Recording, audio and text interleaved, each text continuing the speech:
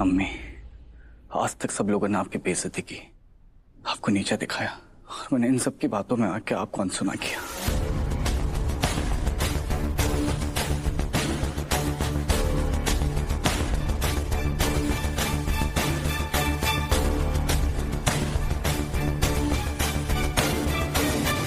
मुझे माफ कर दीजिए अम्मी, मैं पहले कभी आपका दर्द नहीं समझ पाया।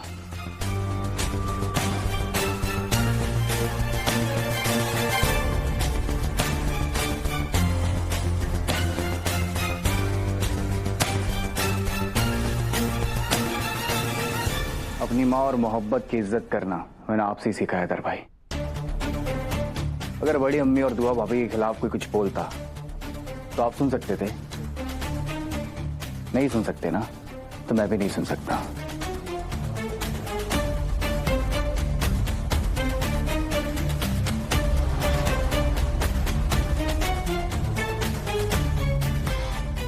भाई बेहतर होगा कि आप दुआ भाभी को लेके कमरे में चले जाएं। कुछ भी बके जा रही हो, दिमाग खराब हो गया तुम्हारा। चिल्लाओ मत। बड़े भाई हो ना रूहान के, गलती करे तो इसे डांट सकते हो तुम, जरूरत पड़े तो तमाचा भी मार सकते हो, लेकिन इस वक्त रूहान गलत नहीं है। हाय मेरी सदके, हाय मेरी जान, तेरे हुस्न के जलवों पर मेरी जिंदगी कुर्बान। वाह वाह, माशाल्लाह, सुभान अल्लाह, कमाल कर दिया तुमने।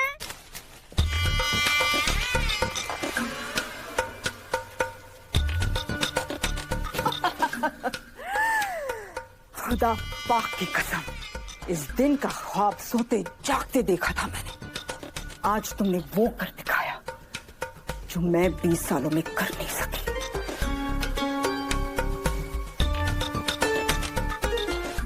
आज पहली बार दुआ की बोलती बंद हो गई। आज पहली बार हैदर के मुंह में लफ्ज खत्म हो गए। आज पहली बार मेरा बेटा मेरे लिए डट कर खड़ा रहा। उस दुआ के मुकाबले ये मेरी पहली जीत का ऐलान है।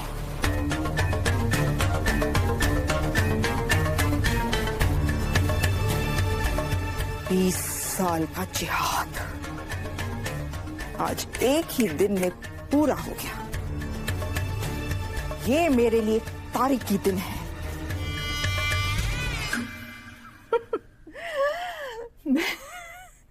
मैं तो फूल ही नहीं समा पा रही हूँ। मैं तो खुशी से पागल हो जाऊंगी। अरे गुलनाज बेगम, बस बस बस बस। गुलनाज बेगम, अपने दिल पर काबू रखो। इतनी छोटी छोटी बातों पर उछलने की जरूरत नहीं है। अभी तो बहुत सारी खुशियां आनी बाकी है, बहुत सारे मौके मिलने बाकी हैं जब दूसरों के माथे पर शिकन और हमारे चेहरों पर मुस्कुराहट होगी। अभी तो सबसे बड़ा दिन आना बाकी है, सबसे बड़ी खुशी मिलना बाकी है। तो तुम ना अपने नोट संभाल के रखो और उस दिन उछालो जिस दिन मेरा और हैदर का निकाह होगा। अभी तो मैंने सिर्फ पहली दरार डाली है। उस दिन का इंतजार करो जब ये दरार खाई बन जाएगी। दुआ के चेहरे की उड़ती हुई हवाइयां देखकर तो मुझे यकीन हो गया कसम कि वो दिन दूर नहीं है जब इस घर में दुआ की हुकूमत हमेशा के लिए खत्म हो जाएगी। गुलनाज को मेरी सौत बनाकर इस घर में लेकर आए, मेरे भरोसे का खून किया, जिसकी मैयत पर मैं आज तक आंसू बहा रही हूँ।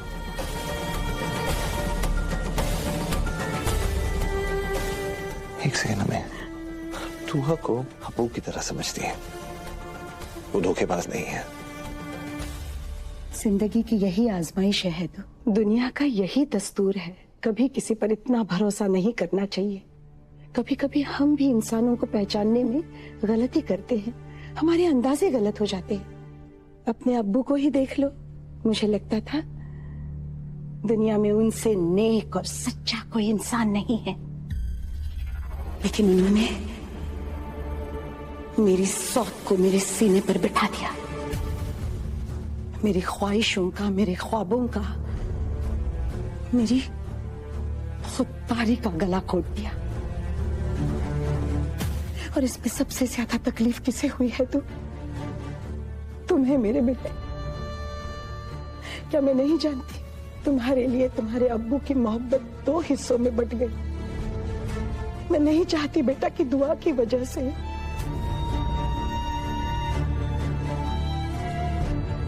इस खानदान की कोई बंटवारा हो।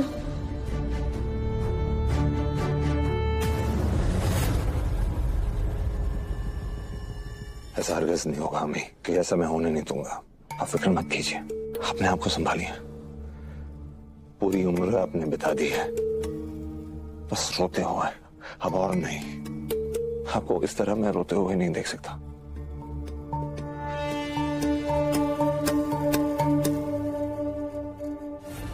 कुछ समझ नहीं आ रहा है, दादी अम्मी ने आखिर गजल को क्यों बचाया?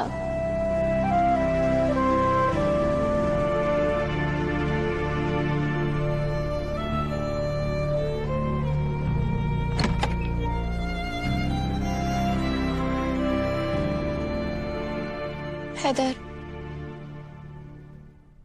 आप मुझसे नाराज हैं क्या?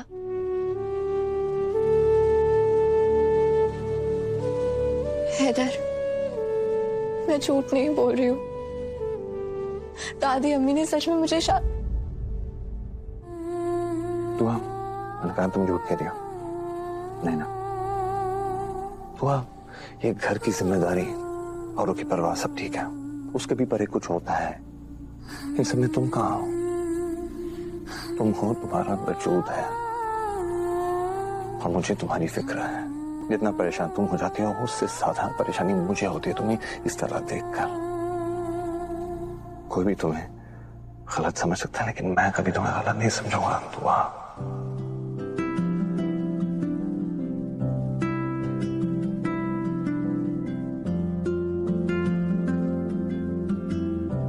खुदा खैर करे। हैरान तो मैं भी हो गई थी गजल, अम्मी ने झूठ कैसे बोल दिया? बताऊंगी बताऊंगी, सब बताऊंगी। बेचारी दुआ भी बहुत परेशान है। इसे भी तो राज बताना है कि प्यारी दादी अम्मी मेरे हक में कैसे हो गई। इसे मत बताना, ये फिर जाके सबको बता देगी। नहीं बता पाएगी किसी को, क्योंकि मैं इसे ऐसी जगह पहुंचा दूंगी जहां पर ना कोई कुछ सुन सकता है और ना ही कोई कुछ बोल सकता है।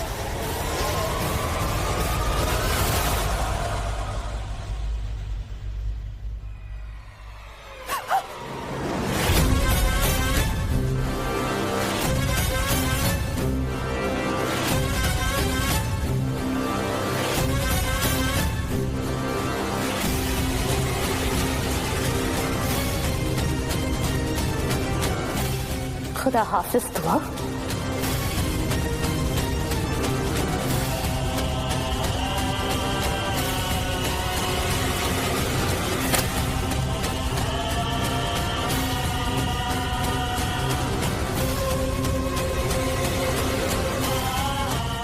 क्या हुआ, डर गई?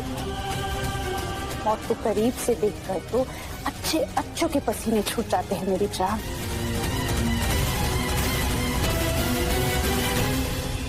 तुम बुरी हो मालूम था, मक्कार हो ये भी पता था, पर तुम इतनी गिरी हुई हो कि आज पता लग गया।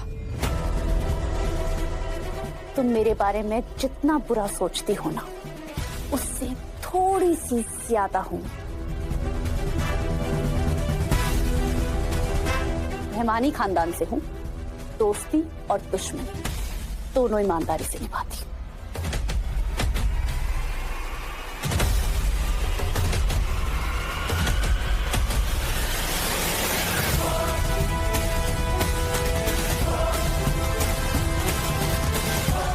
चलाओ गोली।